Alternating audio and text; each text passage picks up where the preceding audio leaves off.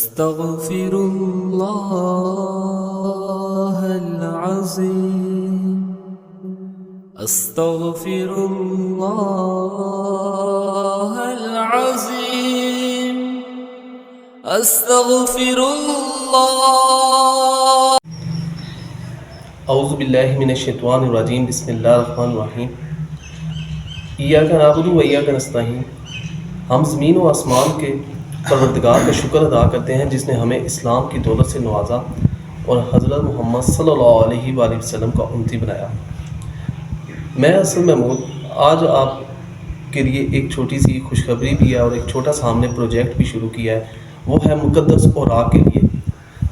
مقدس اوراق نے ہم نے ابھی مندرہ میں یہ چھوٹا سا پروجیکٹ شروع کیا کہ ہم مختلف مقامات کے اوپر خوبصورت باکس لگائیں گے جس میں جو آدمی جہاں کہیں پہ بھی اللہ اور اس کے رسول کا نام دیکھتا ہے کسی جگہ پہ اخبار پہ یا کسی بھی جگہ پہ، تو وہ اس ڈبے میں آ کے خوبصورت ڈبے میں رکھ دیں۔ اور اس کے علاوہ بھی اگر آپ کے گھر میں بھی کوئی قرآن شریف کے پارے ہو گئے، وہ شہید ہوئے ہیں، تو وہ بھی آپ اس میں رکھ سکتے ہیں۔ اگر آپ کے پاس زیادہ مقدار میں ہیں تو آپ ہمیں کال کر لیں، اس کا نمبر لکھا ہوا ہے، تو وہ اس پہ بھی ہم آپ کے گھر سے آ کے انشاءاللہ وہ لے لیں گے۔ بس مقصد ہمارا یہی ہے کہ اکثر غلطی کوتاہی ہو جاتی ہے یا کچھ لوگوں کے پاس جگہ نہیں ہوتی اس کو پراپر رکھنے کے لیے، تو ہم نے یہ شروع کیا ہے پروجیکٹ کہ جس میں ہم اللہ اور اس کے رسول کے ناموں کا تحفظ کر سکیں۔ تو اللہ تعالیٰ ہماری اس کاوش کو قبول کرے اور ہماری نجات کا ذریعہ بھی بنائے۔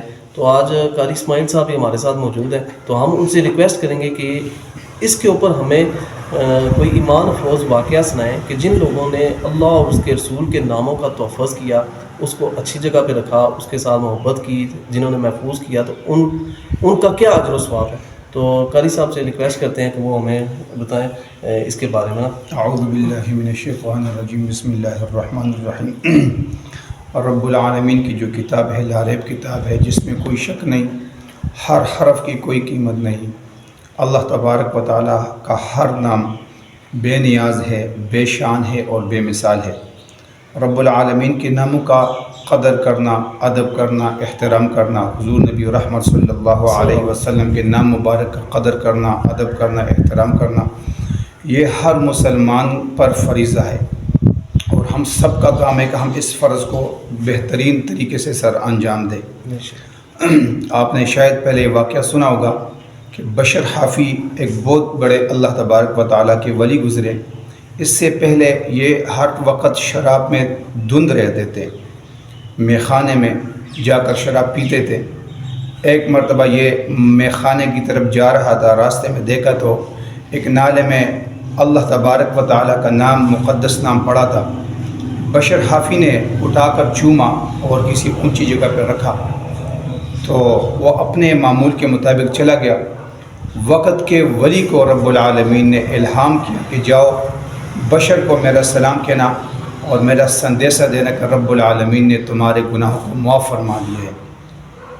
تو یہ بزرگ جب مخانے کے دروازے پہ آیا اور اہل مخانے نے کہا کہ بشر تو وہ شراب میں دھند پڑا ہے، کہا کہ رب العالمین کا سندیسہ لے کر آیا ہوں، تو اس کو بلایا۔ اس وقت بشر حافی یہ بغیر جوتے کے آ رہا تھا، یعنی پیدل تھا۔ تو اس وقت جب یہ آیا تو اس بزرگ نے اس کو کہا کہ اللہ تبارک و تعالیٰ کا سلام ہے، اور اللہ تبارک و تعالیٰ کے نام مبارک کو عزت دینے کی وجہ سے رب العالمین کی طرف سے یہ الہام ہے کہ آپ کے تمام گناہ معاف کر دیے گئے ہیں۔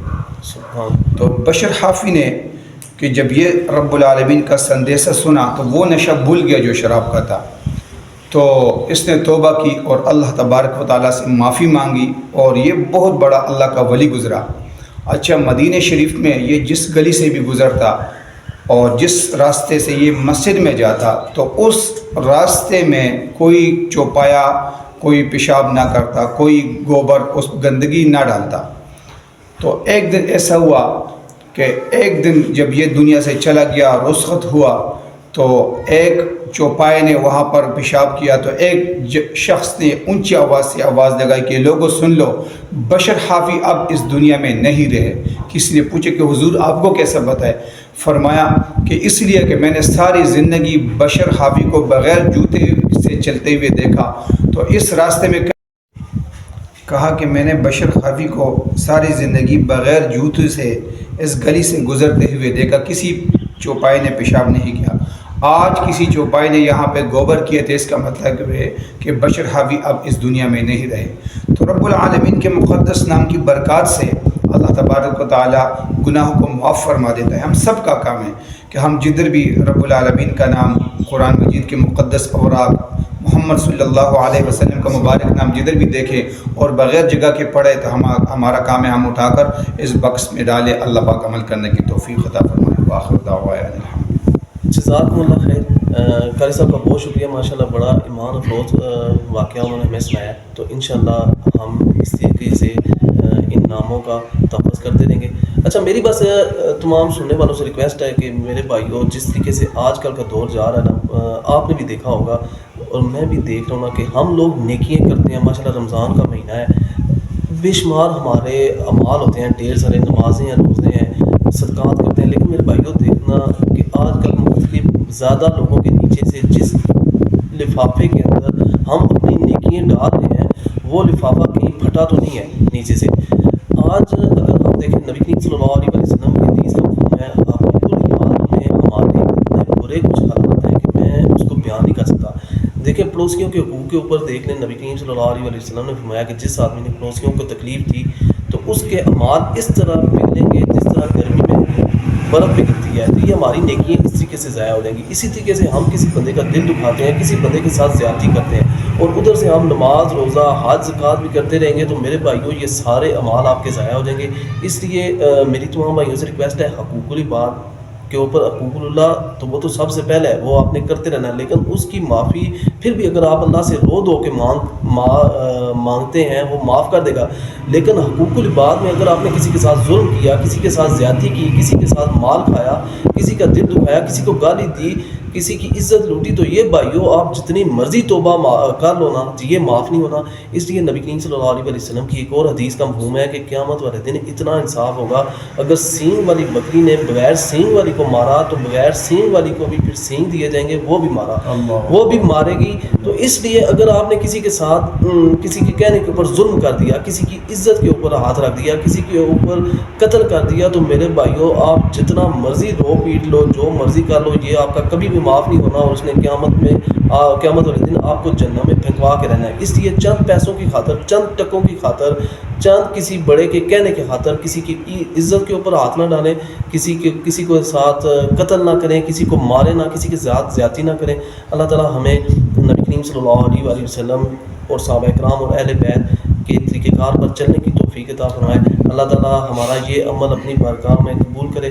اللہ تعالیٰ ہمیں برے لوگوں کے شر سے اور حاسدین کے شر سے محفوظ رکھے۔ السلام علیکم ورحمۃ اللہ وبرکاتہ۔ اچھا، یہ ابھی ہم آپ کو ایک ڈبہ بھی دکھا دیتے ہیں۔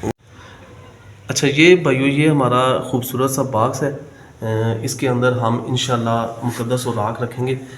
تو یہ آپ دیکھ لیں، یہ ادھر سے اس کو ہم آرام سے کھولیں گے۔ یہ چھوٹا سا باکس ہے، انشاءاللہ ہم آہستہ آہستہ بڑے باکس بھی بناتے جائیں گے حالات و واقعات کو دیکھ کے۔ اس میں ابھی ہم چھوٹے چھوٹے صفحے جو ہے نا اس کے اندر ڈال سکتے ہیں، تو اس میں بڑے قرآن شریف جو ہے نا وہ آپ نہ ڈالیں، وہ آپ ہم سے رابطہ کر سکتے ہیں، تو ہم آپ کو آپ کے گھر سے بھی آ کے وہ لے لیں گے۔ تو اس میں آپ جتنے بھی اللہ اور اس کے رسول اور مقدس ہستیوں کا نام ملے، آپ وہ اس ڈبے کے اندر ڈالیں۔ السلام